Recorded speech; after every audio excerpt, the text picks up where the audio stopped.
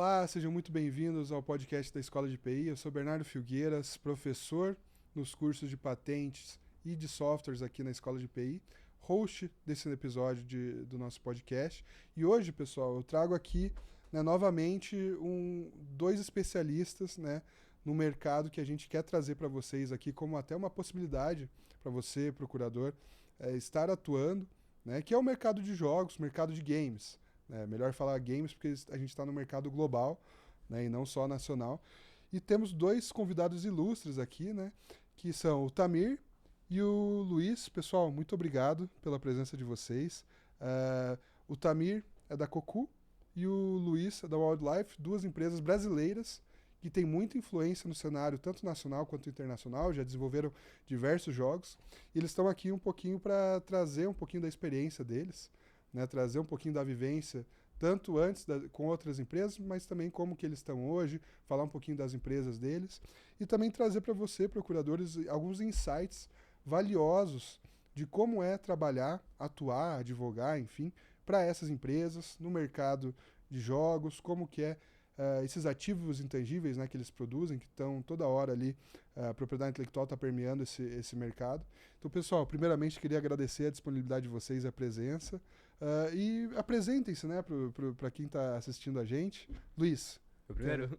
Ir por primeiro? Bom, tudo bem, gente? Meu nome é Luiz Pittini, sou diretor de novos jogos na Wildlife Studios. A Wildlife, como o Bernardo falou, é uma empresa brasileira de jogos, focada em jogos de celular. Foi fundada em 2011 pelos irmãos Arthur e Vitor Lazarte. E o mercado de jogos é uma coisa louca, né? Foi fundada ali só pelos dois, trabalhando na casa dos pais deles, voltaram para casa dos pais para fazer a empresa. Primeiro mês deu certo e começou a explodir. Estamos hoje aí com um pouco mais de 3 bilhões de downloads, se não me engano. E acho muito legal isso de mercado de jogo de celular, porque você lança um negócio aqui no Brasil e distribui para o mundo inteiro com um botão. Então, eu, na área de jogos novos, fiz dois jogos que deram bastante certo aí para a empresa, o Tennis Clash e o Sky Warriors. O Tennis Clash acho que é o mais conhecido, tá aí com 150 milhões de downloads, mais ou menos, se não me engano. Foi lançado em 2019. O Sky Warriors é um jogo de avião, um pouco mais de nicho. Foi lançado em 2021. Eu saí momentaneamente da Wildlife, tentar uma coisa diferente. Acabei voltando, eu senti saudade de casa. E tô aí tocando a área de jogos novos internos. Depois posso falar um pouco mais como isso se organiza. E pensando nesse desafio de como continuar fazendo experiências legais para os nossos jogadores. Legal. Tamir. Olá, eu sou Tamir Nadavi, agora sou Head of Creative no Coco Games, também uma empresa brasileira. Nós somos um parceiro do desenvolvimento, do Codev, FullDev, trabalhando com outras empresas criando jogos. Recentemente nós estamos trabalhando com Prison Architect 2 para ajudar a lançar esse jogo no mundo. Então nós estamos muito animados. No passado nós fizemos muitas coisas do arte, por exemplo, no Horizon, as séries do Horizon. Minha carreira foi um pouco louca. Vocês vão saber muito rápido do meu sotaque. Eu não sou brasileiro, né? Eu estou dos Estados Unidos. Trabalho com videogames por 20 anos. Eu comecei como um desenvolvedor. Depois eu mudou para o game design. Fiz quase 10 anos assim. Mudou para a produção. Depois disso, fiz muitos papéis diferentes do game design, produção, diretor do produção, tipo. Mas eu mudou para o Brasil 5 anos atrás. Então eu não quero sair, na verdade. Eu gosto muito de estar aqui. Eu acho assim. Então, eu estou muito feliz de ficar em Brasil para trabalhar do Coco agora. Legal. Tamir, você falou alguns termos até que eu acho que os advogados podem não estar tão familiarizados, né? Você falou em Codev, Development. Explica um pouquinho pra gente o que a Cocu essencialmente faz, né? Principalmente, vocês são uma empresa de co-development, né? Na sua essência. Explica um pouquinho, eu sei que pode ter algum entrave ali na língua, né? Mas eu vou te ajudando, mas pode ir explicando pro pessoal. Sim, não, bom ponto. Codev é quando... Então, nós temos capacidade para criar jogos nossos dentro da empresa, mas nós fizemos relacionamentos com empresas que queriam criar jogos, mas não tem bastante pessoas. Então, nós fazemos contratos, eles falam, nós temos um time do arte, do desenvolvimento, do design, do UI, UX, tudo, mas precisa mais pessoas com todas as áreas para criar o jogo e lançar. Então, nós fizemos um relacionamento. Nós também tem design, tem UI, UX, tem desenvolvedores, tem tudo do arte. Então, nós criamos um time dentro da nossa empresa que fica parte da empresa lá para criar o jogo. Esse é muito, muito bom esse tipo de relacionamento por muitas coisas. Nesses 2 anos, por exemplo, foi os anos mais péssimos da minha memória trabalhando com videogames. Tem mais de 20 mil pessoas que perderam o trabalho porque essa empresa está fechando ou demitindo as pessoas, layoff, né, nós falamos. Então, tem muito risco para uma empresa crescer. É quando eles terminaram um jogo, o que eles vão fazer com essas pessoas que agora nós não precisamos 300 pessoas, então demitiu. Nessa forma, é possível para uma empresa crescer para as pessoas mais do core, do criticar, as pessoas no papéis criticais, mas para trabalhar, para criar 10 mil inimigos ou qualquer coisa precisa criar um jogo, esse relacionamento é muito bom, porque quando o jogo está terminando, eles, ok, contrato terminado, beleza, eles não precisam fazer nada e nós temos pessoas para trabalhar com outro projeto. Então, isso é um dos muitos benefícios por empresas mesmo de nós. E nós estamos a empresa maior em Brasil que fazer assim. Então, essencialmente, a Cocô é uma empresa de prestação de serviços de desenvolvimento conjunto, né, dos jogos. Ali, por exemplo, um cliente contrata vocês, eles falam, eu preciso dessas partes aqui do jogo que vocês façam. Então, arte, UI, UX, né, enfim, e aí fechou, vocês entregam, ele pega o jogo e beleza, esse jogo é meu, ele vende. Essencialmente é isso que a Cocô faz, né? Tem muitos tipos dos contratos. Normalmente, empresa a empresa tem o que eles querem, são diferentes, mas nós somos muito flexíveis. Assim. E agora, você sabe disso também, muitos jogos não parar quando eles lançar. Às vezes, eles só começar quando eles lançar. Então, nós fizemos muitos live-ops também, quando criar mais conteúdo, as coisas do temporadas? Isso. Conteúdos temporadas. Então, essa também é uma coisa que nós fazemos. Então, nós temos um time para qualquer coisa que você queria, para ajudar seu projeto. Esse é muito bom também para nós, porque nossa empresa está entendemos mais coisas novas, engines diferentes, estilos de arte diferentes. Então, o que é possível para nós é muito mais alto por causa disso. Nós trabalhamos com Roblox, AAA, tudo. Então, eu acho uma coisa muito legal. Acho que pode ser legal até dar um passo para trás e falar um pouco sobre como funciona o mundo de jogos em geral. E varia muito de empresa para empresa, varia muito de tipo de jogo, mas normalmente tem um ciclo de começar um jogo bem pequeno, começa com algumas poucas pessoas desenvolvendo a ideia, prototipando. Na Wildlife, por exemplo, nesse estágio, normalmente a gente tem 3 pessoas, 5 no máximo, trabalhando no jogo. E quando você já tem uma ideia melhor, tipo, o jogo vai nessa direção, aí você monta o time. E aí, algumas empresas fazem de forma mais interativa, mais flexível, outras fazem uma forma um pouco mais tradicional do projeto. Mas normalmente o time vai crescendo até você falar, beleza, o jogo tá pronto, agora preciso de conteúdo. E aí nessa hora de escalar, em jogos grandes, por exemplo, jogos da Rockstar, que custam centenas de milhões ou até bilhões. Dá um exemplo de alguns jogos da Rockstar pro pessoal saber. Eu vou falar de cabeça os números, posso estar errado, depois vocês googlam, mas se não me engano, o Red Dead Redemption custou 700 milhões de dólares para ser feito e demorou 6 anos. Então foi um time gigantesco fazendo. O GTA V também custou, acho que foi por volta de 500 milhões de dólares. O GTA VI está sendo feito há 8 anos já, eu acho, né? Demora mais 2 para lançar. Então são projetos muito grandes, muito longos. E em algumas fases do projeto você precisa passar o seu time de algumas dezenas ou poucas centenas para muitas centenas ou até milhares de pessoas. E aí não é fácil, não é rápido de contratar gente para esse crescimento. E aí entram as empresas de codev pra entrar aí, ou porque você precisa de gente rápido para aquilo, ou porque você precisa de gente muito especialista que não faz sentido ter na sua empresa o tempo todo. Então, por exemplo, som é uma área que é muito usado codev, porque nem toda empresa tem uma demanda para ter um departamento de efeitos sonoros grande dedicado. Mas aí quando você vai colocar isso no jogo, você traz. Ou localização, vou trazer meu jogo para línguas diferentes. Putz, você vai fazer isso no final do jogo uma vez.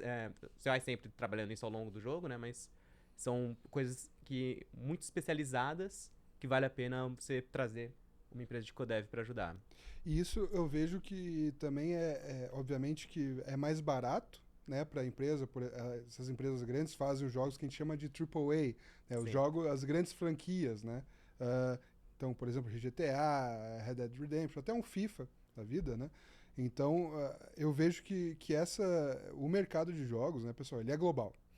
E essas empresas de fora, eu tenho alguns clientes aqui que são especializados justamente, não são empresas do mercado de jogos, mas a gente fica muito preso a desenvolvedoras, né? Sim. Mas, cara, tem uma infinidade de tipos de empresas. Galera, é o famoso outsourcing, né? Então, a pessoa contrata os serviços, né, dessas empresas, da Cocu, por exemplo, que vai fazer o co-development ali, tem o seu escopo. Como o Luiz falou, pô, vamos contratar uma empresa para desenvolver o áudio, né?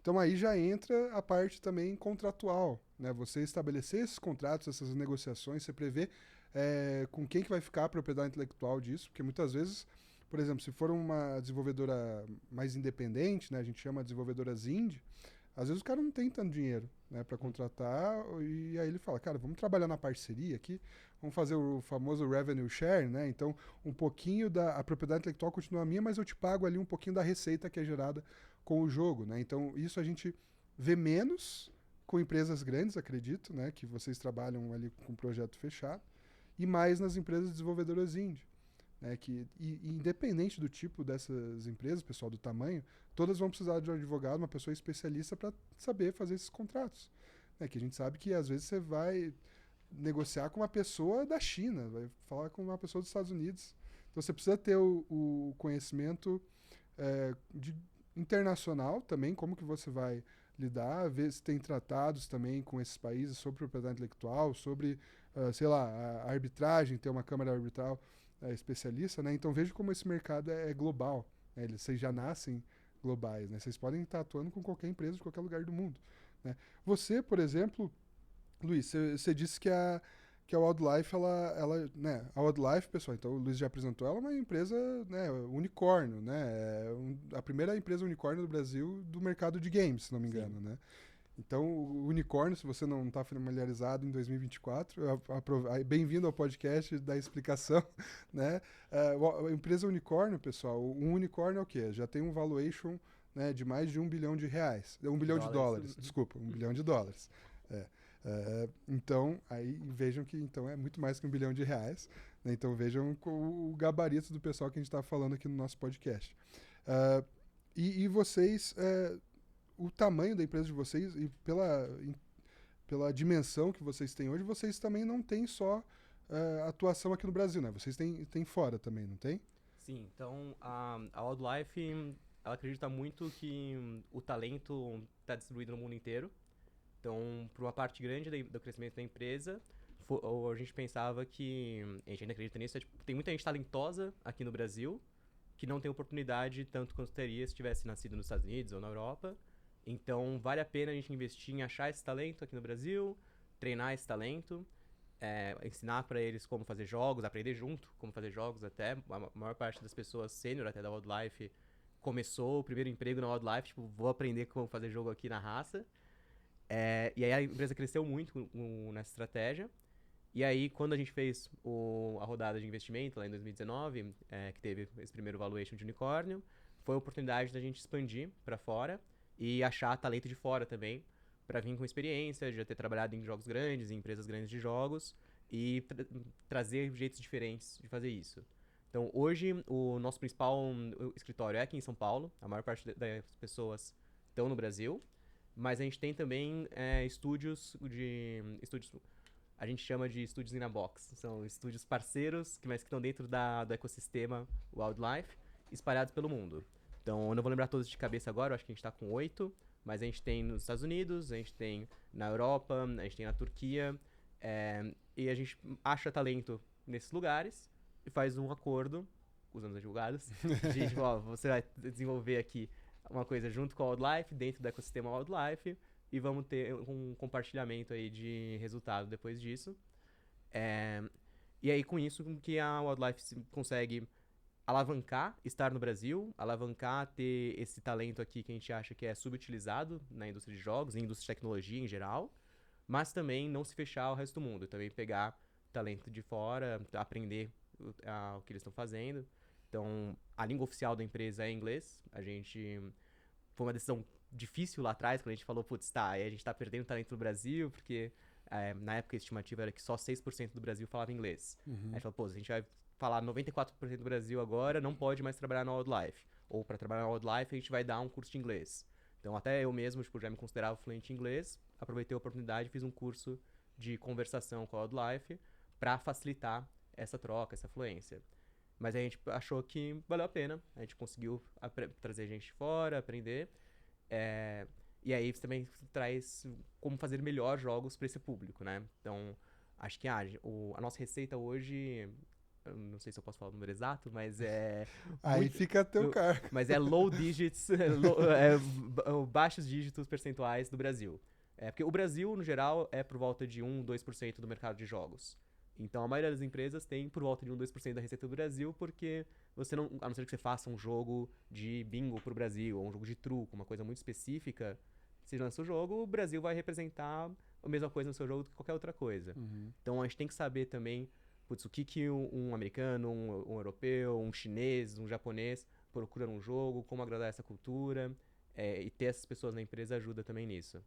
Eu acho legal que aqui a gente tem duas perspectivas diferentes, né? Vocês desenvolvem jogos próprios, né? A Wildlife é uma desenvolvedora de jogos. E a Cocu faz o co-development, né? Mas como a gente já falou, é muito mais no sentido de prestação de serviço. Vocês têm alguma iniciativa que é única e exclusivamente da Cocu, que está sendo criado algum jogo só por vocês? Agora não. Eu nunca vai falar que nós não vai fazer isso no futuro, porque é futuro, eu não sei, às vezes amanhã tem uma nova iniciativa, né? Essa do mercado dos jogos. Mas por enquanto, eu acho que nós quer crescer.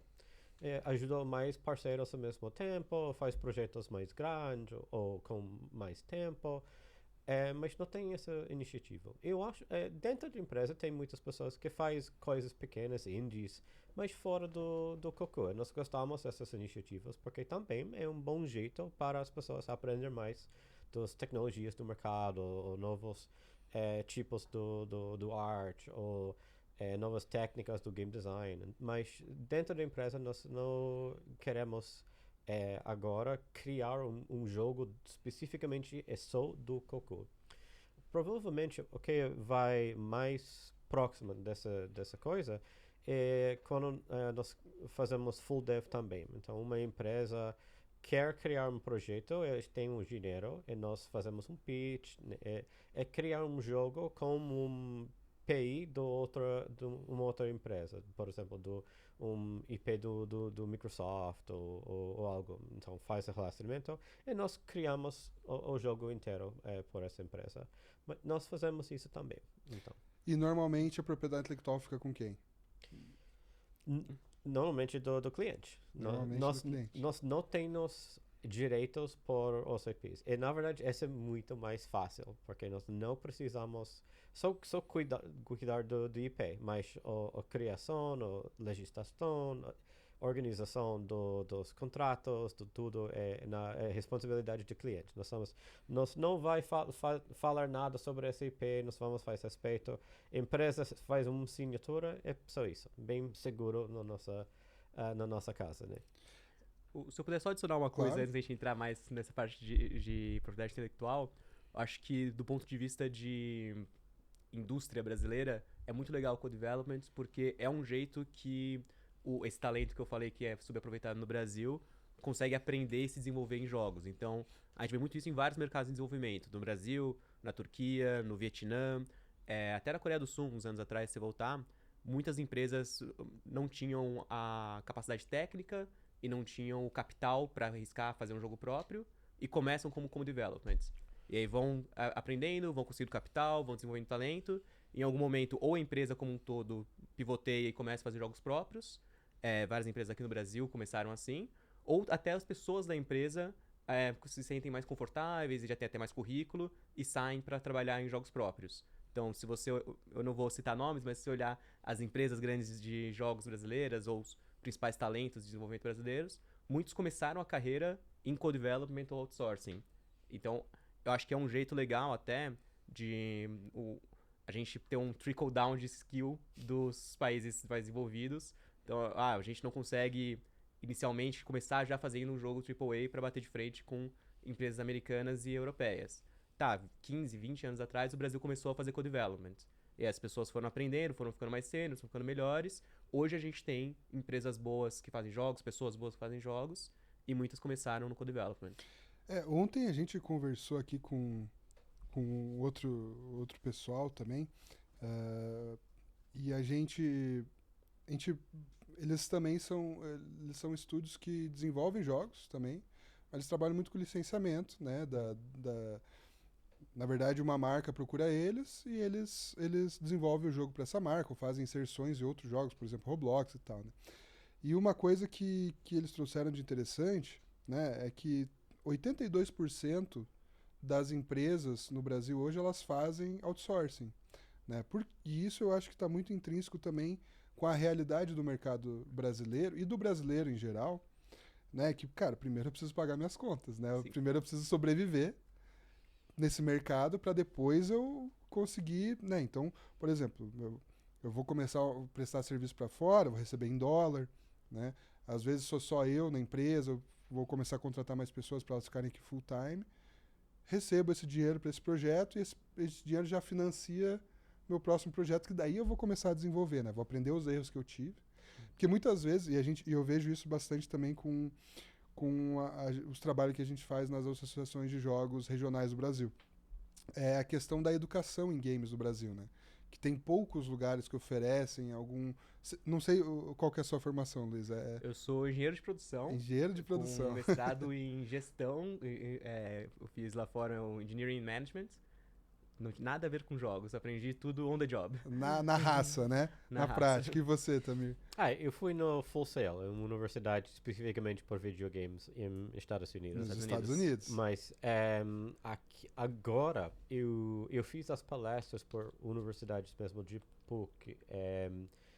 Eu vi muitas universidades e também eu vi os colégios que têm programas do videogame e também do robótico.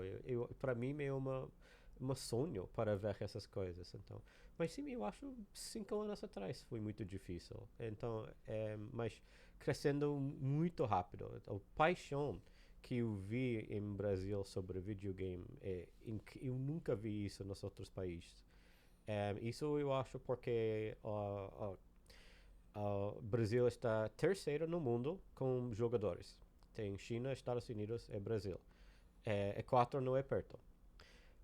Mas a indústria dos jogos em Brasil também, finalmente eles estão no top 10. O Brasil está, eu acho, 10 ou 9 do mercado, que o dinheiro que está, desculpa, português. O dinheiro que está criando no mercado dos jogos por ano, o Brasil agora é 10 ou 9 no mundo. É muito rápido esse crescimento, porque 5 anos atrás eu acho não é 20, não é 30, mas estou explodindo. Eu vejo isso, eu acho uma coisa muito, muito linda.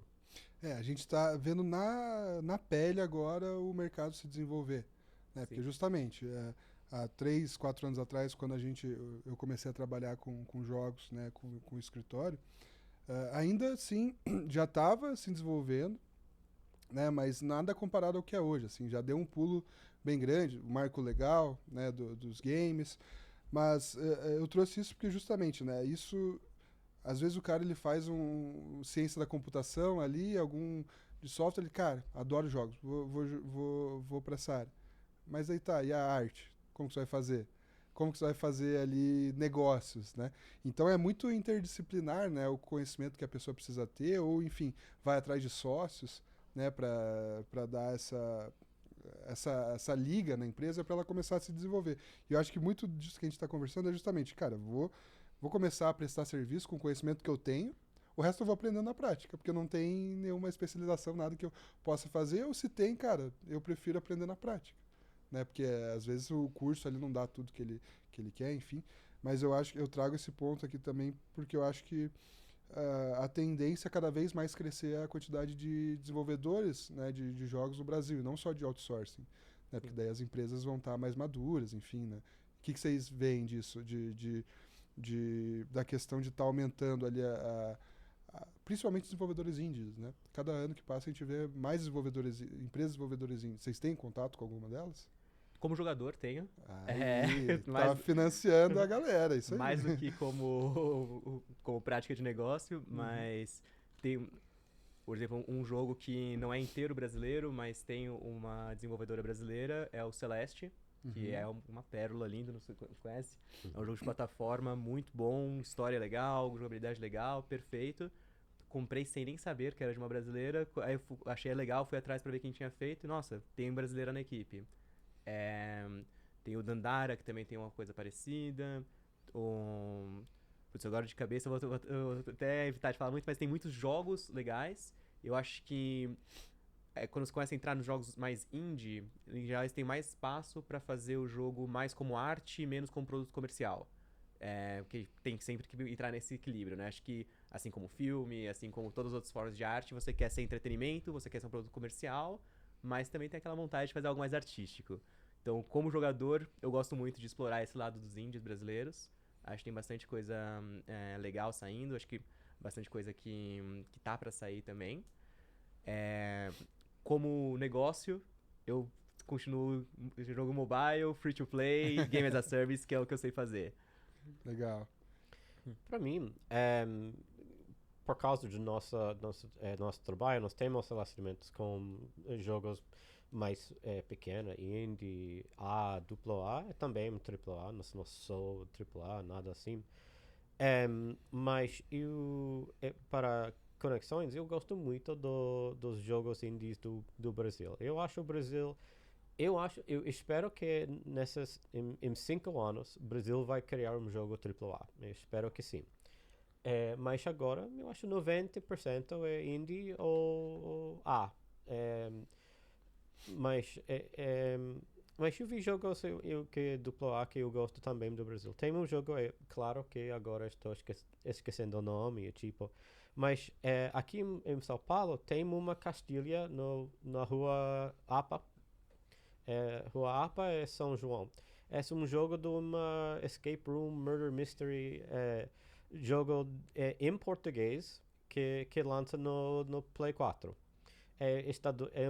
Em Brasil. Não tem, eles não estão falando em inglês, só em português. Eu acho isso um jogo muito interessante, muito importante. Eu acho casa em São Paulo, mais ou menos. Mas é um jogo muito, muito legal. Eu queria muito ver mais da Sim. Eu gosto quando os brasileiros estão criando jogos, lançando no mundo. Mas quando eles pudessem colocar a cultura do Brasil, eu acho muito, muito legal. Em breve tem um novo jogo lançando, Martial Arts Tycoon Brasil, quando você precisa criar um estúdio de capoeira, não é de capoeira, mas do karate. Ele começou nas favelas em Rio de Janeiro. Seu amigo em uma capibara com um rádio. É muito lindo, muito legal. Os desenvolvedores aqui em Brasil também. Então, estou muito animado assim. Eu acho que o Brasil tem muita criatividade. E eles fazem coisas como um jeito novo. Eu acho isso por causa de uma razão. Para entrar na carreira do criando dos jogos é muito difícil por causa do dinheiro. Todas as eletrônicas são muito mais caras aqui. Todas as licenças para software é muito mais caro porque você precisa pagar em dólar. Então eles fizeram coisas que, uau, como você faz assim por causa disso? Eu acho uma coisa muito, muito legal. Eu gosto muito experimentar com jogos do Brasil. E você já experimentava quando você morava nos Estados Unidos? Não, mas... Ou, na verdade, melhor, eu não sei. Porque eu vejo um jogo, eu experimentei, mas eu não sabia, esse é um jogo da China, esse é um Não ia jogo atrás de de... quem Se desenvolveu, o de jogo é onde que jogo. era. Também meu não... Infelizmente, minha educação está em Brasil, desculpa, em Estados Unidos, então meu visto do mundo fica muito fechado. Eu não entendi o mundo. Eu achei que eu tenho um pouco mais inteligente de... Brasil não é só Amazônia e Rio de Janeiro, mas eu não sabia a história do povo.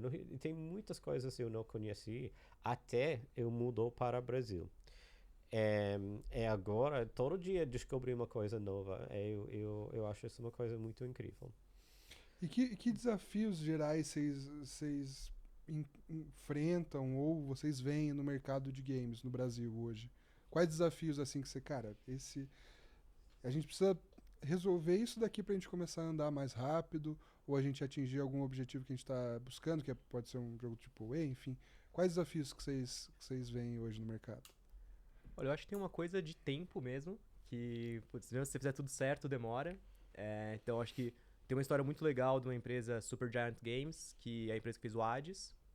Foi um projeto de 15 anos até eles fazerem o jogo deles realmente grande. Então, eles fundaram em 2009, fizeram um jogo pequeno, Bastion, temos um sucessozinho indie lá.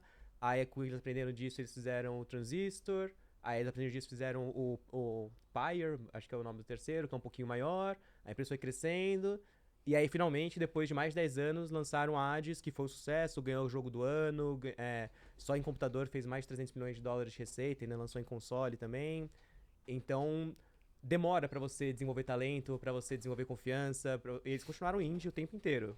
Então, acho que talvez a gente tenha empresas no Brasil hoje que estejam aí no primeiro, segundo jogo e que talvez daqui a 5, 10, 15 anos vão chegar nesse caminho. Mas tem um período, um tempo. É difícil de apressar as coisas numa indústria que é super dinâmica, numa indústria que, no mundo que tá ficando cada vez mais rápido, ainda assim tem coisas que demoram tempo. Do ponto de vista legal, acho que a gente tá indo na direção certa. Acho que o marco legal, não acho que foi revolucionário para a indústria, mas acho que foi incrementalmente muito bom. Acho que ajudou a cobrir vários buracos. Do ponto de vista de talento, a gente está agora pegando pessoas que estão aprendendo, estamos com faculdades. Então, eu sou bastante positivo, bastante bullish em indústria de jogos brasileira. E eu acho que 300 milhões é um bom pagamento para 15 anos desenvolvendo o jogo, né? Sim. Acho que eles ficaram satisfeitos, né? Não vão ficar tristes, não. Acho que não. Eu não sei se vocês têm essa expressão, mas o problema do frango é ovo. Do ovo galinha. De ovo de... Ok, ovo de galinha. É assim, para criar um jogo AAA, preciso muito dinheiro. Também preciso muitas pessoas com uma especialização grande. Brasil não tem bastante pessoas ainda que têm essas coisas que pode trabalhar na mesma empresa ao mesmo tempo. Então, para esse treinamento, você precisa investir muito antes de fazer nada. Então, para treinar as pessoas, você precisa os experts dos Estados Unidos, do Canadá, da França, Ucrânia, né, para ajuda. E depois, você precisa crescer um time, né, ajuda o jeito do desenvolvimento, esperar 3, 4, 5 anos, e depois você vai lançar esse jogo.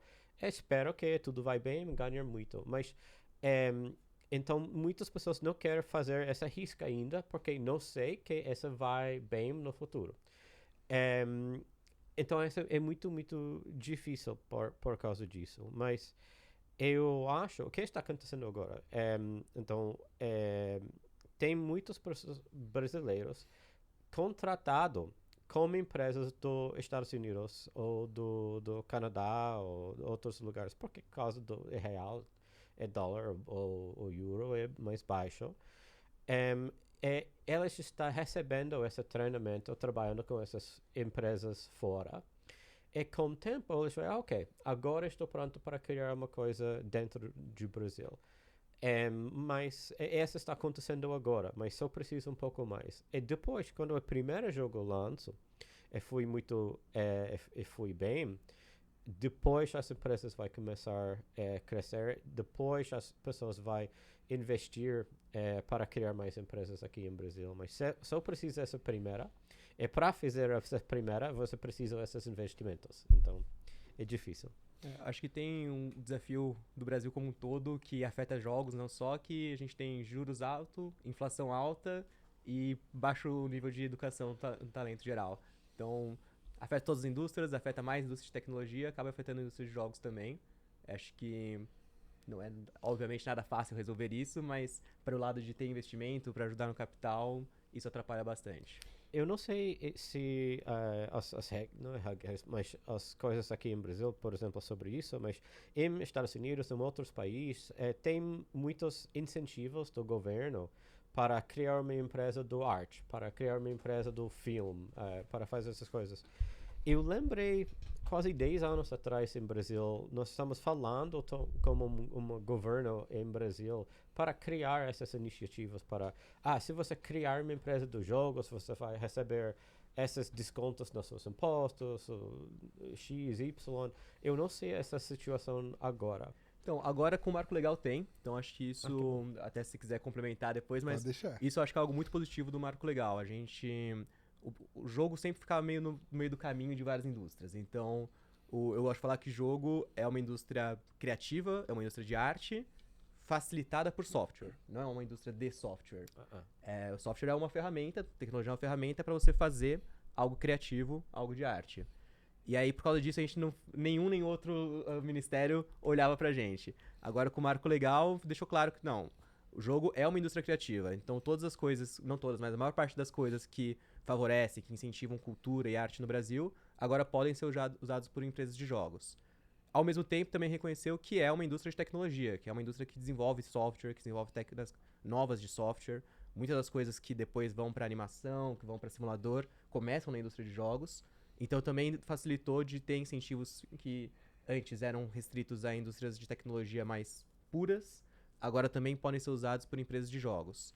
E também facilitou importação, seja de hardware, seja de software, usado para fazer jogos. Acho que isso tudo são coisas que vão incentivar muito a indústria de jogos. Passou faz 2 meses, acho que nem isso. Vamos ver quanto que vai ser o efeito disso, mas eu tenho certeza que vai ser positivo. O Marco Legal, eu costumo falar que ele serve para regulamentar esse mercado, né? Então, o Estado, ele basicamente reconhece que existe um mercado e, a partir disso, como o Estado ele é regido, um dos princípios, né, da administração pública é a legalidade, né? Então, eles só podem fazer aquilo que a lei prevê. Então, ele precisa ter um mercado reconhecido ali, falando, a partir de agora, a gente vai teremos ações nos nossos ministérios, nossos órgãos, enfim, reguladores, para fomentar esse mercado, incentivar esse mercado. Então, a IBGE lança um KNAI específico para desenvolvedoras de jogos. Aí o IBGE vai lá e lança. Aí outra parte da lei fala, olha, a gente vai ter um desembaraço aduaneiro, né, facilitar a importação de dev kits.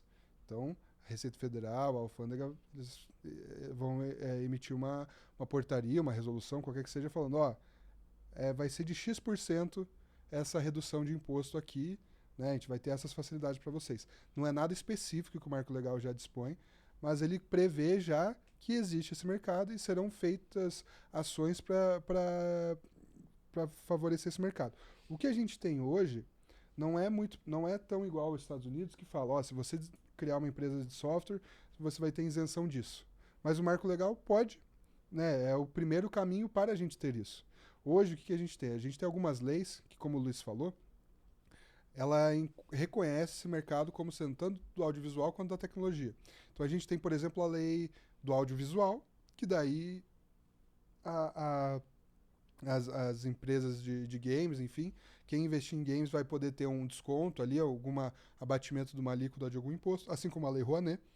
E isso eu vejo pouco conhecimento dos empreendedores quanto a isso. Agora, através das associações, do trabalho que as associações de games regionais e também da Abra Games, né, Associação Brasileira de Games, tem feito no sentido de conscientizar esses empreendedores, falando, isso daqui existe para te beneficiar, vamos participar? Assim como os editais, a gente falou muito dos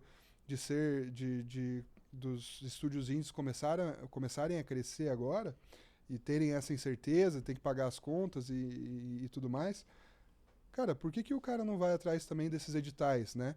Se junta a uma associação e tenta ali na tua prefeitura ou no teu governo, falar, ô, tem essa lei aqui, a Lei Paulo Gustavo, a Lei Aldir Blanc, vamos fazer um edital, às vezes é fundo perdido, né? Alguma reserva ali do Estado, algum fundo que é direcionado para esse mercado, que tá agora com o marco legal já está legitimado. Antes era feito, mas não tinha essa regulamentação. Hoje Tem já uma é insegurança jurídica, né? Exatamente. O marco legal vem para dar mais segurança jurídica e principalmente para quem é de fora. Sim. Porque a remessa dos lucros, né, dos jogos para fora do Brasil é mais facilitada, né? Então a gente está favorecendo publishers, investidores virem para o Brasil. Mas essa lei dos editais, a Lei Paulo Gustavo, a Lei Aldir Blanc, ela fala, cara, aqui ó, o governo, a gente vai mandar para os estados, para os municípios um valor, vocês fazem um edital, inclui games, e aí a pessoa ganha ali 200 mil até 1 milhão, a gente já viu edital aí de R$ 1 milhão, né, do governo do estado de São Paulo, para fazer jogos, né? E na verdade, se não me engano era esse, posso estar enganado, mas que você precisava ter 90% do jogo já finalizado. Então é R$ 1 milhão ali, que é para você investir em marketing, né, para você fazer uns refinamentos, para você publicar esse jogo. E isso, agora que a gente está vendo as pessoas terem mais consciência disso, né, de irem atrás desses editais. Porque, querendo ou não, a gente fala muito dos Estados Unidos, que é um país liberal e tal, mas até eles têm incentivos, né, Tamir? Você pode falar mais do que eu. Mas eles têm incentivos, eles fomentam, o Estado precisa fomentar, desde, né, ensinar a pescar até dar o peixe ali, né, com dinheiro, aporte, enfim, né? Então acho que isso é essencial. Eu vejo que os empreendedores cada vez mais estão tendo consciência disso, né? Então o Luiz já deu uma bela explicação, então ele já deve ter passado por uma maratona, uma sabatina ali do Marco Legal na Wildlife, né? Eu tive uma discussão com o pessoal do jurídico, mais por curiosidade pessoal minha, por interesse nisso, e para pensar, será que daqui a pouco vai fazer sentido entrar nisso? No momento hoje não estamos ainda olhando para nada, mas acho que provavelmente vai fazer sentido em algum momento, porque são esses incentivos, né? Então até nem para entrar no mérito de o governo deveria ou não fomentar tal, porque eu acho que a gente vai passar horas falando sobre isso, mas dado que fomenta outras indústrias, coloca numa situação de paridade. Se você está fomentando o cinema porque aquilo é cultura, porque aquilo está desenvolvendo as pessoas, você deveria estar fomentando também games do mesmo jeito, você deveria estar fomentando música, deveria ter uma paridade entre indústrias. E até acho que uma coisa muito legal para reduzir a insegurança jurídica que o Marco Legal fez foi deixar uma definição clara do que é a indústria de jogos. Então são videogames, como a gente pensa, mas a parte bet, que está super crescendo, não é jogos. É uma indústria que está sendo regulamentada e tal, é outra indústria. Cassino não é jogo, não é videogame. É uma outra indústria. Caça-níquel não é um videogame, é outra indústria. Então deixa bem claro ali uma definição bem grande, mas bem fácil de ler, até para leigo. Tipo, isso aqui é um jogo de computador, isso daqui é considerado indústria de jogos no Brasil. E até quem faz os próprios hardwares, né? Então, Sim. consoles, o cara vai fazer, por exemplo, um Steam Deck, né? Então, isso já vai ter benefícios através do marco legal, é reconhecido como uma empresa, né, desenvolvedora, criadora de jogos, né? Enfim. E esse ponto que o Tamir trouxe também, já lembrando das falas dele no começo do episódio, que é justamente, né? Às vezes alguma pessoa tem uma ideia, contrata a Cucu para desenvolver. Essa pessoa, agora com o marco legal, como está enquadrado na Rouanet, lei do audiovisual, essa pessoa, e lei do considerado investimento em jogos é considerado pesquisa, desenvolvimento e inovação, a pessoa vai poder ter também pela lei do bem, quem investir em jogos, então quem contratar a Cucu hoje vai poder abater ali 3 a 5% ou mais, dependendo, de impostos, né, que ela deveria pagar, seja um imposto ali estadual ou um imposto de renda da pessoa jurídica. Então, isso já é um baita benefício, né, para terem mais pessoas fomentando esse mercado, enfim. E, claro, mais clientes para vocês, né? Mais potenciais clientes. E trazendo aqui, pessoal, já mais pro meio da nossa discussão e entrando aqui na Escola de PI, a gente fala muito de propriedade intelectual. Qual que é o papel da propriedade intelectual no dia a dia de vocês? Como que a empresa encara isso? A importância da propriedade intelectual para vocês hoje? Posso começar? Claro. Então, pra gente é bem importante, principalmente na minha área de jogos novos, quando você vai lançar um jogo novo. Então, vou dar o exemplo do Tennis Clash. Vamos lançar um jogo de tênis. Primeira coisa que o nosso departamento jurídico faz é uma varredura do mercado para ver quais outros jogos de tênis tem, quais nomes estão disponíveis, o que a gente pode, sem querer, estar esbarrando aí numa propriedade intelectual de outra pessoa. Então é comum, às vezes, ter uma ideia para um jogo e, putz, o jogo de celular agora reduziu um pouquinho, mas ano passado lançou coisa de mais de 1.000 jogos por dia. Então é muito comum o seu jogo já ter um jogo com nome parecido. Aí você tem que ver, tipo, putz, você tem que ter algumas opções, né? Então, Tennis Clash. Eu vou pensar aqui, Tennis Clash, Tennis Champions, The Champions of Tennis, Tennis Professionals, Tennis Championships, dá várias opções. Aí você vê com marketing, com pesquisa de mercado, quais que são melhores, né? Quais que vão ter um reconhecimento de marca mais forte. E aí o departamento jurídico olha para o mercado quais estão disponíveis. Ou quais estão parecidos ali, putz, aqui tem um risco, pode ser mal interpretado, e quais que estão super tranquilo. E aí com isso a gente decide qual que vai ser o nome do jogo e registra essa marca nos principais mercados. Então, normalmente na Wildlife a gente registra nos Estados Unidos, no Brasil, na Europa e no Japão. Porque aí, putz, alguém no Vietnã, como aconteceu, lançar um jogo parecido. Lançaram um Clash of Tennis, que era uma cópia do Tennis Clash. Putz, a gente não tá registrado no Vietnã, mas olha, a gente tem o registro de marca aqui em mercados grandes, a gente consegue mostrar que a gente tem o direito sobre essa marca. Isso do lado de marca em si, né? Então, às vezes até nome de personagem, nome de coisas específicas tem para entrar nisso. E aí tem outro lado que é mais difuso em jogos de direitos do autor sobre partes específicas do jogo. Então, ninguém é dono de jogos de tênis. Se alguém for lá e lançar um jogo de tênis, pode lançar, vários lançaram depois da gente, mas a gente tem coisas mais específicas. Então, o jeito que a gente faz o controle do Tennis Clash. Pô, foi super revolucionário, uma coisa que até onde eu sei ninguém conseguiu copiar ainda. Se alguém copiasse isso, a gente poderia ter um claim de falar, olha, isso aqui é algo autoral nosso que está sendo copiado. Tem um exemplo, não vou citar o nome da empresa, mas tem um exemplo grande de uma empresa que fez um sistema super revolucionário, uma mecânica, foi lá e patenteou. E aí, acho que posso até falar o nome da mecânica, não vou falar o nome da empresa. Do Senhor dos Anéis, né? Senhor dos Anéis, o Nemesis. Putz, era super legal aquilo, super bom. Todo mundo que viu aquilo falou, nossa, quero pensar em fazer algo parecido. Aí eles foram lá e patentearam. Putz, agora ninguém pode fazer nada parecido. Algumas pessoas tentaram fazer algo meio pelas bordas ali, deu briga. Então, é bem difuso isso, né? Porque o jogo vai ter a parte do design, as mecânicas, como que você faz o jogador se divertir. A parte do código, o que você realmente está fazendo ali pro software, pro hardware entender o que você está fazendo, transformar aquilo em input pro software. A parte da arte, que vai ter tanto o estilo visual, quanto a identidade visual dos personagens, dos jogos. Então, é muito difuso isso. Normalmente o que vai acontecer, a gente vai olhar e falar, isso aqui tem cara de cópia. Vamos ver se a gente deveria fazer algo sobre isso ou não. E às vezes quando a gente tá olhando outros jogos pra ter ideias, a gente fala, queria fazer algo parecido com isso, mas espera, será que eu devo? Será que eu posso? Como que funciona aqui? Eu vou estar fazendo uma evolução, é um fair use daquilo, tô aprendendo com ele, é só técnica, é uma paródia, é uma homenagem, ou não. Então, óbvio, você nunca quer dar a entender que você é um jogo oficial daquilo. Mas tem jeitos ali de você olhar e falar, aprendi com isso, gostei disso, quero fazer algo parecido, porque é assim que a indústria evolui, né? Todo mundo, olha o que foi feito, aprende e faz algo supostamente melhor depois de um tempo. Eu acho, então, por dessas causas, é muito difícil para criar e cuidar de um IP. Para mim, estou muito feliz que normalmente, especialmente com Codev, não tem esses problemas.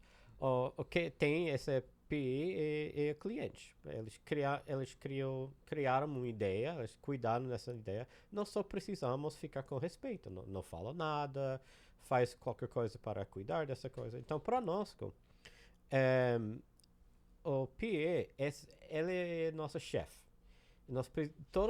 O que nós fazemos é para cuidar do PE. Então, esse jogo está assim, a ideia está assim. Então, todas as coisas que nós fazemos é especificamente para cuidar dessa ideia, para continuar a representar essas ideias boas. Então, quando eles lançam no mercado, tudo está bom, tudo tem um look mesmo.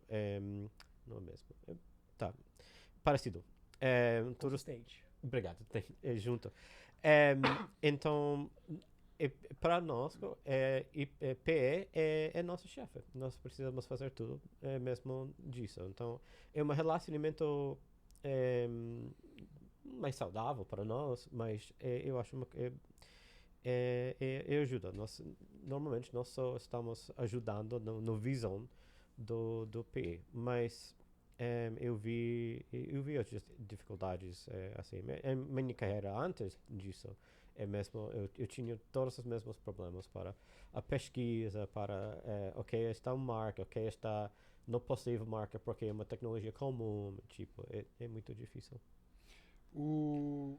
É interessante que, de novo, né, são duas visões diferentes, porque, por exemplo, vocês, a propriedade intelectual, vocês desenvolvem ela, mas a partir dos comandos que o cliente te manda, né? Mas vocês, essa parte da pesquisa, de ver, normalmente quem faz, então, é o cliente de vocês. Sim. Então, vocês já tiveram algum problema, por exemplo, de um cliente vir reclamar que alguma propriedade intelectual, algum detentor de propriedade intelectual acabou vendo o jogo, enfim, que foi feito e reclamou para esse cliente de vocês? Falou não e tal, vocês copiaram, alguma coisa assim? Para nós, não. Eu acho que os clientes normalmente fazem essas pesquisas antes de nós. Nós sempre sabemos nós sempre quer saber o que está acontecendo no mercado com o projeto que nós temos. Então, nós também precisamos cuidar, porque nós vai ter nosso nome também na linha. Então, essa aqui é importante, mas para esse infringement, né, quando nós estamos copiando uma outra coisa, normalmente não. Especificamente porque nós não estamos criando quando nós estamos co-dev, nós não estamos criando sistemas para o jogo, só criando conteúdo que vai nesses projetos. Não é 100%, às vezes nós criamos sistemas também, mas normalmente nós só criando os conteúdos que vão dentro do jogo. Então, pelo isso, a responsabilidade normalmente está no cliente. Isso, e assim, é porque vocês também trabalham com muitas empresas grandes, né? Estúdios que fazem jogos AAA, imagino eu, né? Então, esse pessoal já tem esse controle. Basicamente seria, né, uma Wildlife contratando a Cocu para fazer e a Wildlife tendo todo esse trabalho. E, obviamente, que normalmente quando eu coloco, alguns clientes vão contratar estúdios para desenvolver jogos para ele, fazer o outsource, eu já coloco algumas cláusulas, por exemplo, de direito de regresso. Então, se, por exemplo, o meu cliente, digamos, a empresa X, contratou a empresa Y para desenvolver o jogo, daí no final, uma empresa Z veio, né, enviou uma notificação extrajudicial para o meu cliente, falando, teve uma infração aqui, foi violada minha propriedade intelectual nesse jogo que vocês fizeram. Então, a empresa X, minha cliente, pode, né, eventualmente, caso ela precise pagar alguma coisa, a empresa Y, né, ela paga para a empresa X o que a empresa X, né, teve que indenizar a empresa Z. Então, isso que a gente chama normalmente de cláusula de regresso, né, direito de regresso. Já tem que usar essa cláusula? Não, ainda bem que não. É raro em jogos, é bem raro. Não, em jogos não. Em jogos não, mas em empresas de tecnologia em geral bem recorrente. É bem recorrente, principalmente no mercado financeiro. Principalmente no mercado financeiro, que são coisas com transações, né? A menor fintech já vai transacionar muito dinheiro. Então aí vem essas bandeiras de cartões de crédito, né? Enfim. Mas em games não, ainda bem que não, porque daí o buraco é mais embaixo, que daí você vai ter que aferir, né, exatamente. Você vai ter que entrar num processo, né, onde será verificado quanto que foi violado dessa propriedade, porque daí, né, visão Brasil, o que a gente tem? Essa empresa ajuizaria um processo contra a nossa empresa, a gente chamaria a empresa Y, né,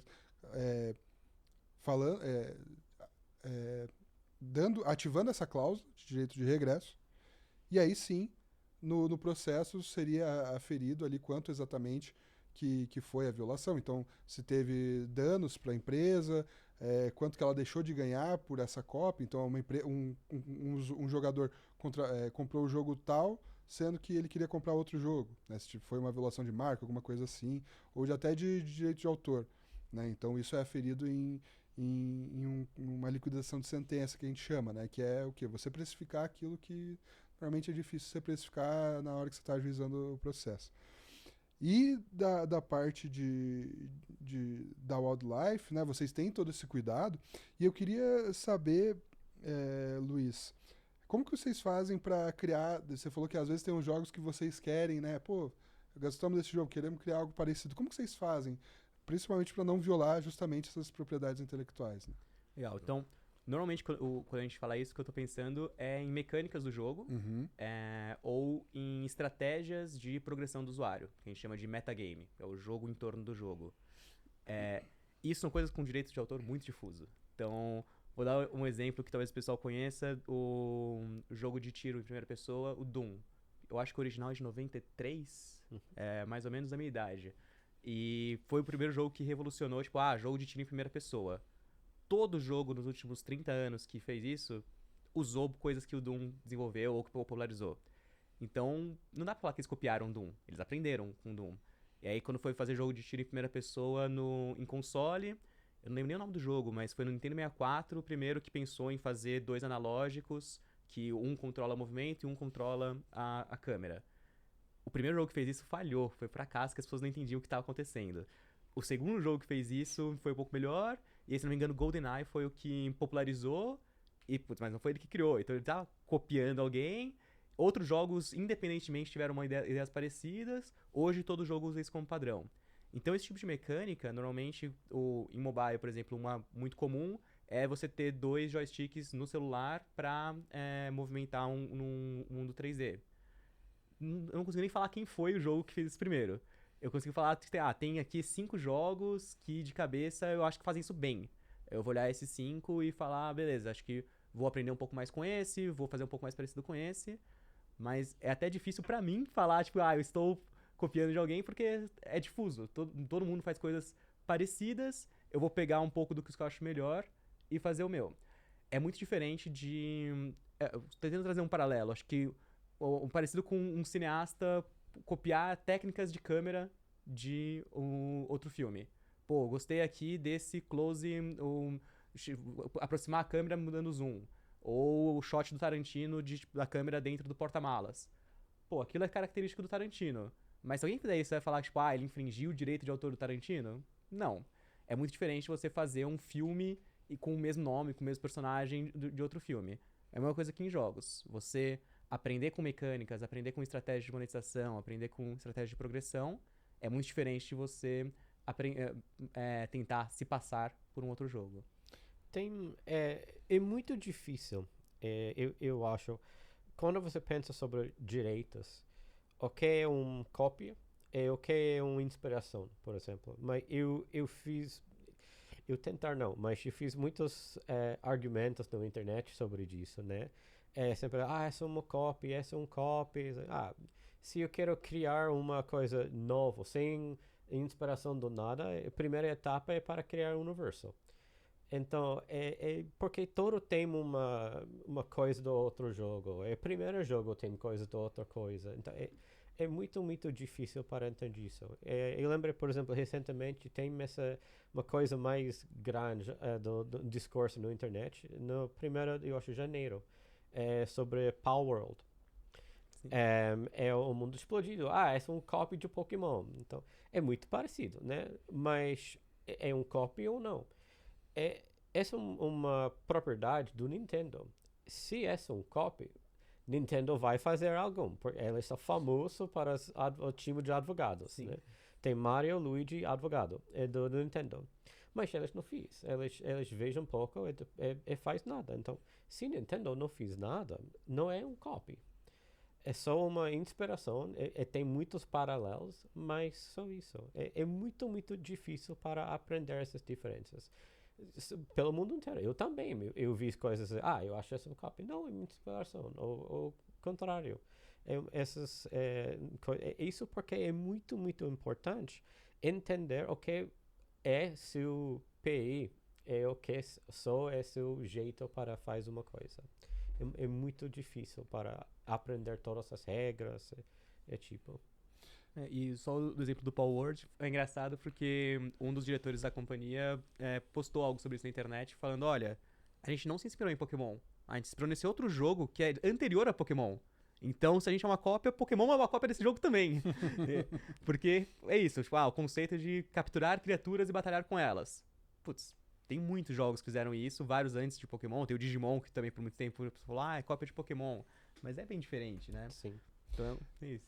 Uma questão bem interessante é porque, assim, nesses casos será muito sempre subjetivo, né? Sim. Aí entra toda a desenvoltura do advogado de tecer seus argumentos, tanto defensivos quanto, né, de requerente ali para estar fazendo cessar essa violação. Só que, obviamente, como a gente está num mercado muito global, às vezes a pessoa está com a faca e o queijo na mão ali para ajuizar uma ação, mas é o que eu sempre falo, todo mundo consegue ajuizar uma ação. O difícil é você vencer e tal, vai ter que elaborar as estratégias ali necessárias, enfim. E muito do que a gente vê hoje também é resolvido não judicialmente. Ou, na maioria das vezes, o extrajudicial é uma arbitragem ali, né, uma conciliação, faz um acordo e beleza. É melhor encerrar aí, né, do que se estender muito nessa discussão. Mas a questão também, quando você falou ali que é muito difuso, das mecânicas, né? É bem interessante porque, principalmente no Brasil, né, mas tem outros países que também entendem assim, que o software ele é um direito autoral, né? Você mesmo mencionou. E quando a gente tem uma mecânica de jogo, o direito autoral para software, o que ele fala, né? Ele fala que o software é como uma música, então eu não posso tirar uma parte da música, eu tenho que uma música, aquele bem da primeira letra até a última, né? Então ele é indivisível, né? O software é a mesma coisa, da primeira linha de código até a última, né? O que obviamente não constitui violação é justamente você fazer a mesma coisa, só que ou com uma linguagem diferente ou com código diferente. Por isso que a gente vê tantos aplicativos parecidos, né? Até os ícones hoje em dia são bem parecidos. O que tem surgido de bastante discussão hoje em dia, e aí, procurador, você tem nossos cursos para se especializar melhor, tem nossos podcasts, enfim, eu até trago aqui a provocação, discussão aqui nos comentários, tanto no Instagram quanto no YouTube, é justamente a questão de encarar principalmente em aplicativos, né? Essas funcionalidades do aplicativo como se fosse o design, né? Como se fosse conseguirmos fazer um desenho industrial desse layout, por exemplo, né? Fugir um pouquinho do direito autoral. Isso precisa de registro, né? Então, numa due diligence, né? Isso que eu sempre recomendo, né? Seja no caso do Power Road, seja no caso da Wildlife, ele criando os jogos, se inspirando em outras mecânicas. Cara, sempre consulta ali o seu jurídico, né? Entenda para que ele faça as pesquisas necessárias, porque propriedade intelectual, de novo, o mercado de vocês é global, então pode ter uma propriedade intelectual igual vocês falaram. Vocês não tinham registro lá em Taiwan? Eu acho que foi Vietnã. Vietnã, desculpa. Mas faz tempo, pode ser que eu esteja confuso. Foi por ali. Na Ásia, né? Foi na Ásia. Então pode ser que ele estava com o registro lá e, cara, você tem que ver também qual que é o mercado que você quer que está inserido, né? Então vamos lá pesquisar, vamos ver como que é a legislação desse lugar. Ou, cara, o advogado brasileiro não vai saber. Hoje a gente precisa saber, né, procurador? Você precisa saber, cara, como consultar um sistema de base de dados da Organização Mundial da Propriedade Industrial, da USPTO, da Europa ali, enfim. Você precisa navegar nesses sistemas, né? Muito embora, obviamente, a legislação de cada país vai ser diferente. E às vezes até conflitante. Exatamente. Por isso que também a gente recomenda, cara, se a tua empresa puder custear isso e está dentro da estratégia, contrata advogados locais para fazerem essa diligência para vocês, né? Para entenderem realmente até que ponto vocês podem ir, né? Porque às vezes vocês vão no achômetro ali e acaba dando com a cara na porta, né? Ou com uma ação, alguma coisa assim. Isso acontece muito com empresas indie, porque muitas vezes é um dev sozinho ou um time pequeno, eles não têm um advogado, e aí, não por maldade, mas por desconhecimento, às vezes eles acabam infringindo algum direito autoral, algum copyright, algum trademark. E aí o mais comum é uma notificação extrajudicial falando, olha, você não pode fazer isso, Você vê várias vezes no Reddit, Discord, pessoal, recebi isso aqui, é sério, o que tá acontecendo? Sim. Alguém me ajuda, tipo, Ask Legal. Imagens, né? Muita fotografia, o pessoal que Cease and usa no desist. site, Sim. nas E aí, animações. normalmente, o pessoal só tira e não tem que indenizar, não acontece nada, porque realmente, muitas vezes ele foi de boa fé. Não foi tipo, eu quis realmente fazer isso. Foi, nem sabia que eu não podia fazer isso, nem sabia que tinha um jogo que já tinha feito isso. E aí, quando passa o segundo passo, até antes de judicializar, muitas vezes, é que os jogos têm uma arbitragem natural, que são as lojas de distribuição. Então, em mobile, tudo passa pelo Google e pela Apple. Então, nesse caso do Vietnã, a gente falou pro Google e pra Apple, olha, esse jogo aqui é um jogo cópia. Eles olharam, falaram, verdade. Tiraram o jogo. Uhum. Não precisei levar pra uma corte, não precisei estudar a legislação do Vietnã, eu precisei estudar os termos e condições da Apple e do Google. Em computador, é Steam, Que é o mesmo pro mundo inteiro. que é o mesmo pro mundo inteiro, tirando China às vezes. Mas tem um problema contrário. Por exemplo, se uma empresa pequena criar um jogo, lançar no Apple, no Google, e depois uma empresa mais grande pega essas ideias, faz um copy e lançar, eles vão falar que o jogo primeiro fez um copy, porque eles são uma empresa pequena e não tem esse time de advogados para proteger o IP. Então, eu vi isso acontecendo também. É um grande problema. Sim. E o Google e a Apple, eles estão lidando com muitos jogos ao mesmo tempo. Então, às vezes, eles só olham, tipo, tá, esse aqui é maior, parece que é o original, e tiram o jogo original de verdade do ar. Por isso que eu recomendo tanto para quem é da área de jogos fazer os registros. Cara, faz o registro tanto da marca do teu jogo, quanto nem que seja registro, faz o registro de software no NPI também do código-fonte do teu jogo, desde o front-end, back-end, tudo, engine, tudo. Da primeira linha até a última. Faz o registro de alguns assets ali, né, ou até da narrativa, se for um jogo, né, de narrativa, enfim, na Biblioteca Nacional, né. Porque a gente tem, né, na propriedade intelectual, a gente tem o direito de precedência, né, então quem chegou primeiro, registrou primeiro, entende-se, né, que tem direito, tem as suas exceções, né, e direito autoral, muito embora não seja necessário a gente fazer o registro para você ter o direito, né, ele é um registro que ele afere ali a paternidade, né, ele é um direito que, tem alguma coisa comprovando, o que você tem, né, e como o direito autoral vai muito pela ou data da criação ou data da publicação, já vai ser um documento emitido pelo Estado, onde vocês terão ali a data certinho, então você já conseguiria se precaver nesse sentido, né? Então sempre ir registrando, nem que seja também, cara, não consigo pagar um registro de software hoje, muito embora seja muito barato. Cara, coloca num GitHub da vida, obviamente, toma seus devidos cuidados para ninguém copie, né? Mas você vai ter ali o acesso, enfim, isso você já resolve muita coisa.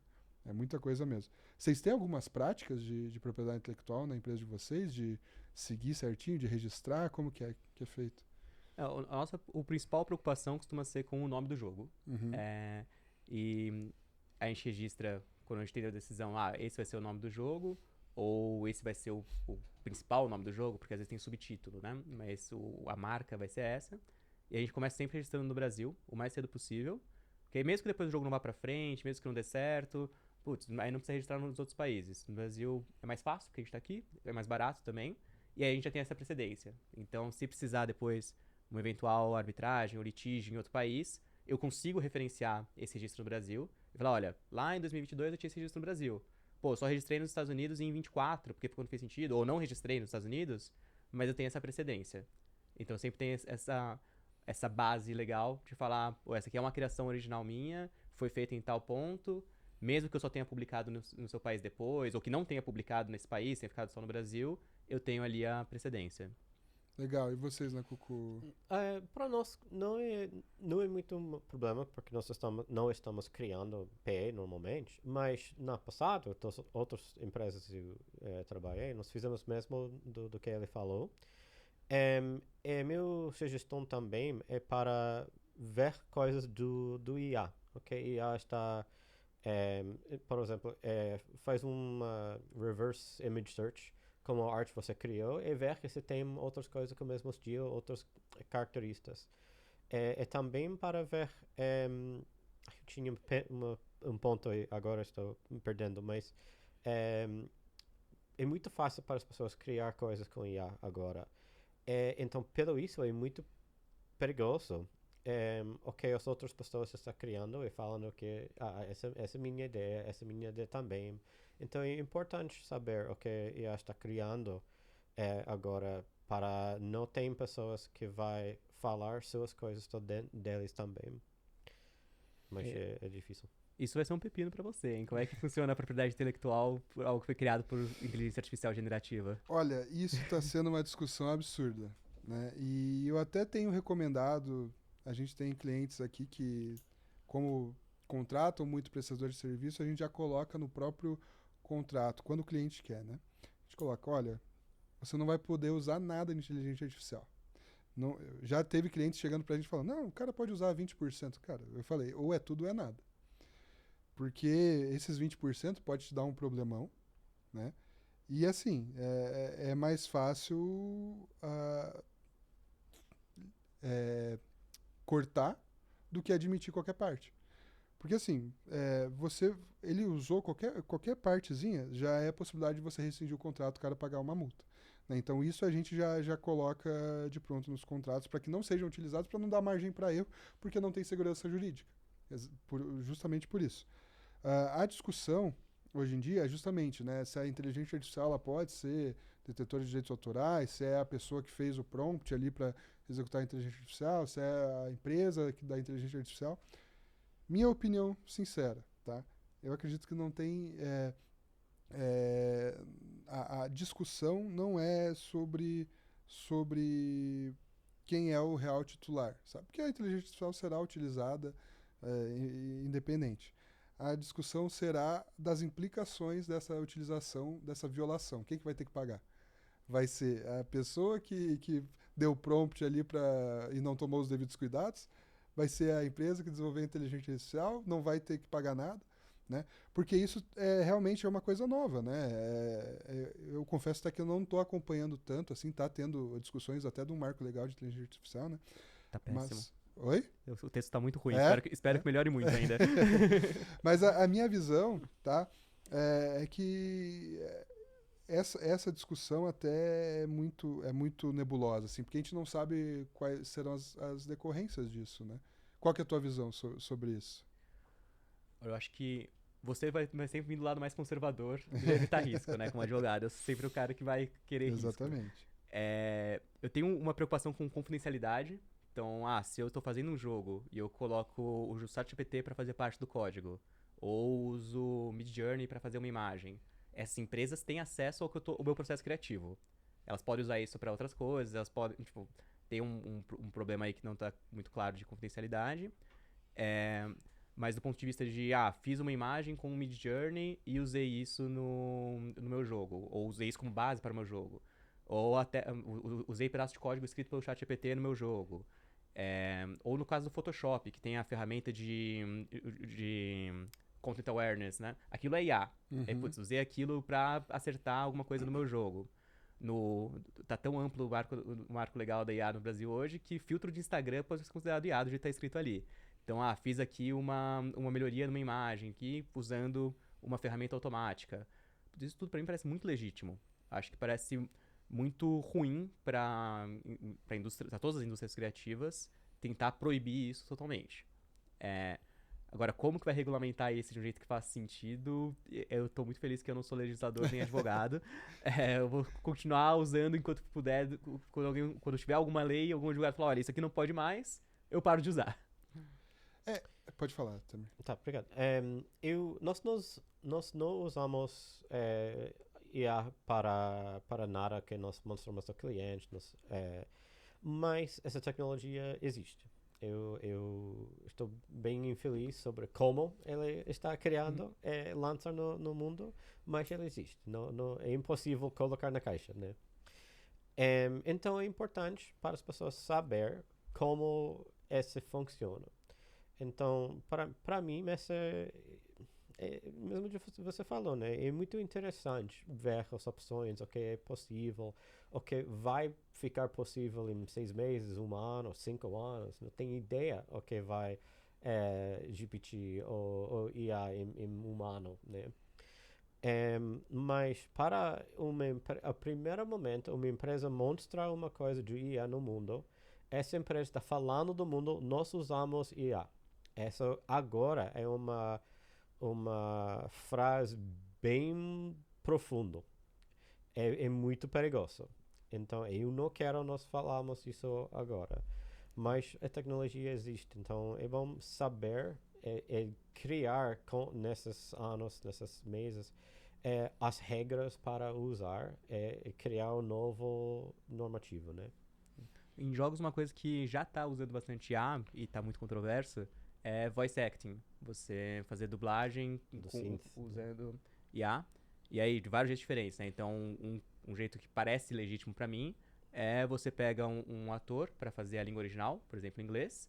Ele autoriza você a usar IA pra reproduzir a voz dele em todas as línguas. E aí você não precisa de um ator diferente em cada língua. O mesmo ator tá falando em todas as línguas. Agora tem empresa que vai fazer isso sem pedir autorização do ator. Tem gente que vai fazer isso pra língua original, vai pegar tipo um ator de referência e o que aconteceu no próprio ChatGPT, que a Scarlett Johansson falou que era a voz dela que foi usada ali. E não foi, mas vamos tirar. E tiraram. Então começa a ficar, é uma coisa muito pessoal, né, a sua voz. E é muito fácil hoje já de usar com uma qualidade boa IA pra isso. Não tem esse problema, porque os jogos que a gente faz não tem voice acting, mas nos jogos AA isso está sendo muito usado já. Por isso que eu falei, que eu acho que o problema central não é nem de quem vai ser a autoria, porque assim, a partir do momento que não der problema, a gente sabe que ninguém vai se incomodar, né? O problema é justamente quando dá alguma violação, né? Alguém identifica alguma violação, igual você falou, nesse caso, o cara tem que ter dado autorização para eles utilizarem a inteligência artificial para traduzir para todas as línguas, senão ele está sendo remunerado só por uma, né?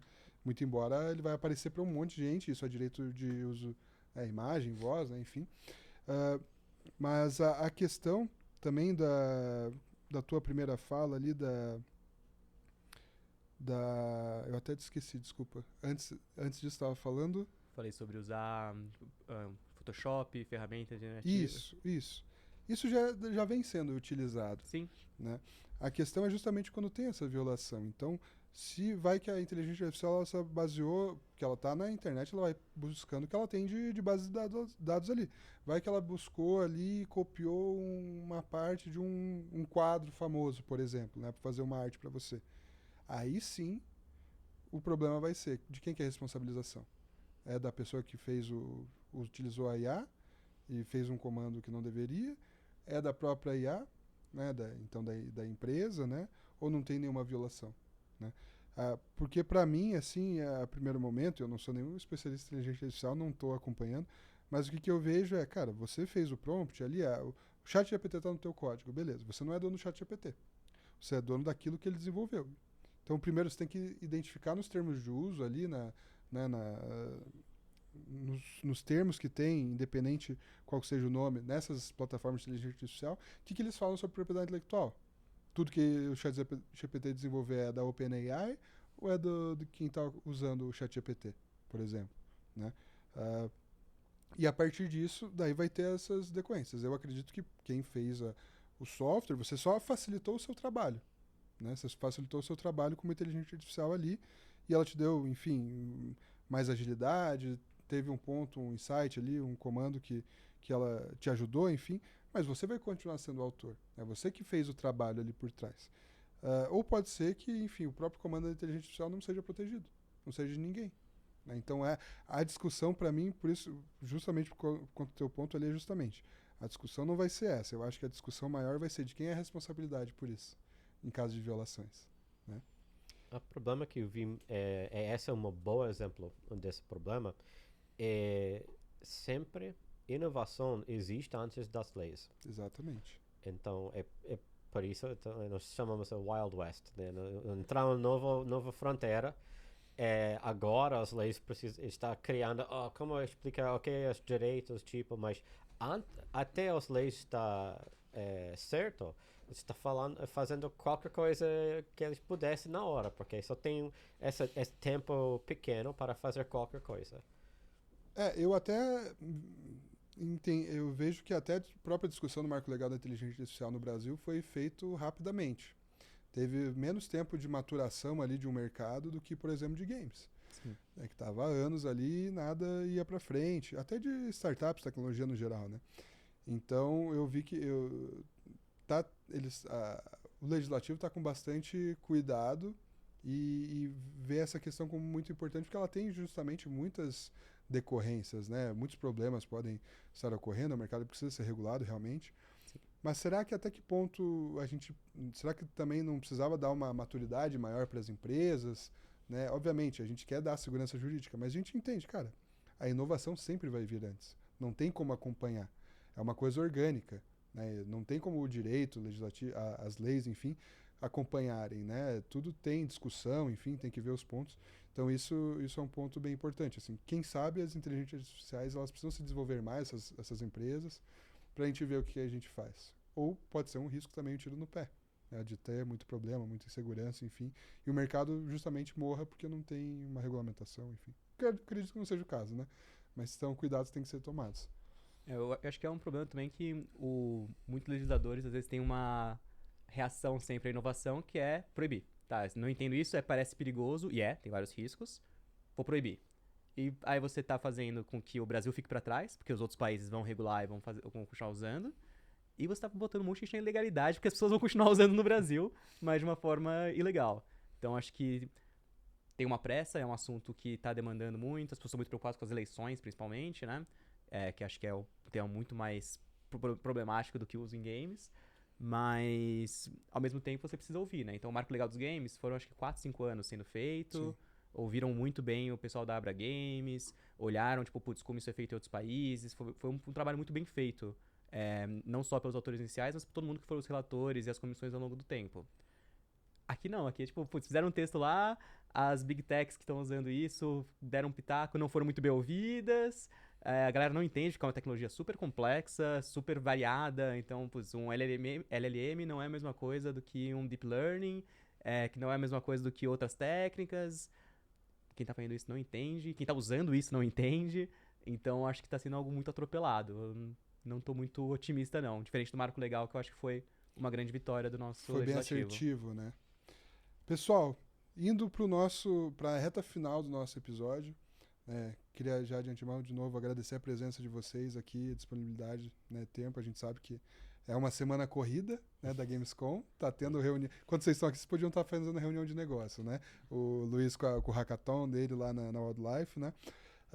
Mas para finalizar, né, como a gente tem muitos alunos aqui e que querem entrar no mercado de games ou estão vendo outros mercados, não só ficar com rede de marca, enfim, mas expandir a sua cartela de negócio. Então a gente falou aqui muitas questões, tanto de propriedade intelectual, mas questões regulatórias, né, administrativa, até um pouquinho de política. O que vocês veem para o mercado de games para os advogados hoje? Quais competências o advogado precisa ter? Como que vocês veem esse mercado? Se é um oceano azul, se não é? Qual que é a visão de vocês sobre isso, para os advogados? Bom, do meu lado, acho que é um mercado legal de se estar. Acho que, pra mim, uma das coisas mais legais é que parte da minha vida, parte do meu dia de trabalho, é jogar jogos e ver o que tá rolando no mercado. E o nosso departamento jurídico tem que acompanhar os jogos que estão sendo lançados e o que está sendo feito. Acho que é um pouco oceano azul, acho que tem bastante espaço ainda para bons advogados entrarem. E toda empresa de jogos um pouquinho maiorzinha, que não é indie, mas já tem tipo ali suas 20, 30 pessoas, já começa a ter que se preocupar com isso. Então sempre tem espaço ou para um escritório de advocacia prestando serviço para as menores, ou no departamento jurídico mesmo das empresas. E aí acho que as competências que tem que ter é direito corporativo em geral, então os contratos, no caso de jogos é muito importante a parte de compliance com legislações diferentes, então como que eu vou achar o equilíbrio aqui dos mercados que eu vou estar presente, onde que eu tenho que me preocupar mais ou menos, o que eu faço para minimizar meu custo para se adequar a todos esses. Escrever contrato, né? Então, tipo, vou fazer aqui um acordo com um publisher estrangeiro, com um estúdio de outro país, o que tem que estar, como que esse contrato vai ser válido nos dois países, onde vai ser o fórum de arbitragem, tudo isso. E a parte de direito de empresas normais, né? Direito trabalhista, vai ter contratação, tudo que uma empresa normal teria que ter também é presente nas empresas de jogos. Mas é mais legal porque é jogo. Então, a resposta dela é muito completa. Mas eu acho meu aviso acima disso você não precisa ficar um gamer. Você não precisa ficar muito bom com Call of Duty, League of Legends, nada. Não precisa. Gosto muito do videogame para ficar uma boa advogada dos jogos. A coisa é bom se você gosta de videogames, eu acho ajuda, né?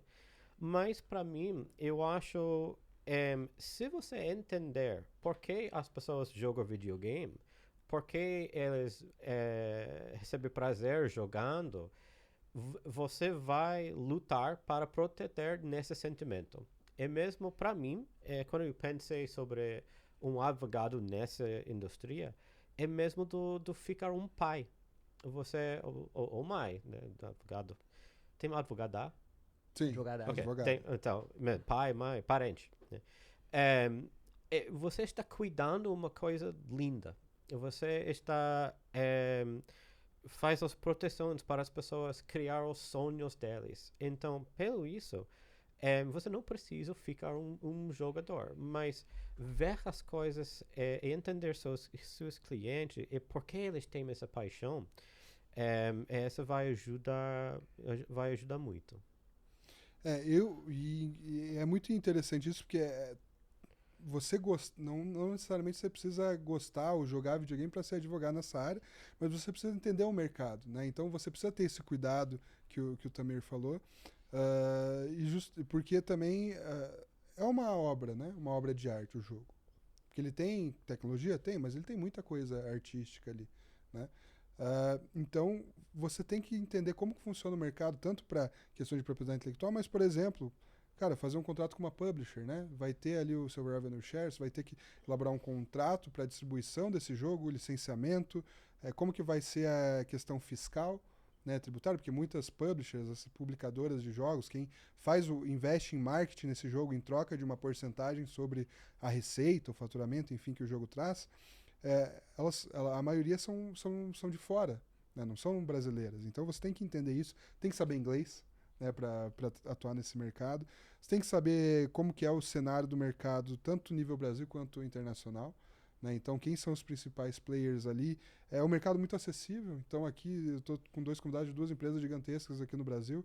Então, o pessoal funciona muito como um ecossistema mesmo, né? Todo mundo se conhece, né? Então, eu acho que além disso tudo que vocês falaram, que está certíssimo, eu concordo com tudo, o cara precisa conhecer do mercado, né? Ele precisa conhecer do negócio do seu cliente, seja um estúdio de outsourcing, desenvolvimento de jogo ou de áudio, enfim, qualquer coisa nesse sentido, ele precisa entender o produto que o cliente dele faz, né? Comercializa, para que daí ele consiga ser um ativo único ali na empresa do cliente, né? O advogado como um parceiro do negócio, né? Que eu gosto bastante de falar.